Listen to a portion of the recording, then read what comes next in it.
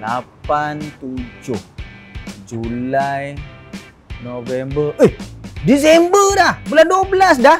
Kejapnya. Selalu yang lama ni bulan 1 je. Masuk bulan 2, tiba-tiba dah bulan 12. Bila sebut pasal bulan 12, mulalah kita diingatkan untuk cepat-cepat bayar zakat. Betul tak? Tapi jangan bertangguh-tangguh. Ustaz, saya nak ambil yang paling afdal Ustaz, 31 bulan 12. Ini mazhab mana pula afdal hujung-hujung bulan? Kalau kita dah sampai saja haul, dah cukup nisab, dah boleh keluar sekarang, kena bayar sekarang, selesaikan sekarang, dapat resit. Dan bila kita dah selesai semua urusan bab zakat, hati pun tenang, rezeki bertambah, kemudian dapat pula rebate cukai. Dah boleh buat filing awal-awal, kemudian kita boleh buat pelepasan cukai untuk kita punya cukai sendiri. Jadi makna kata, janganlah tangguh-tangguh. Lagi satu, dah sampai bulan 12 ni, kita kena buat taksiran. Kira balik, pergi dekat laman web PPZ, berapa kena bayar bulan ni, tahun ni kena keluar berapa, bulan-bulan dapat berapa, berapa tolak, berapa terima. Kena buat, kena ambil cakna. Kalau kita buat tak tahu, akhirnya kita takut-takut boleh berhutang dengan Allah Subhanahu Wa Taala. RM1 pun boleh jadi hutang tau. Jadi apa lagi?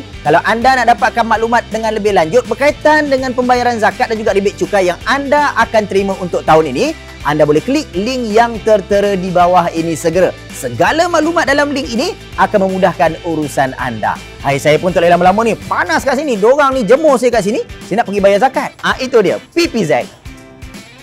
Apa tunggu lagi? Bayar zakat anda sekarang di www.zakat.com.my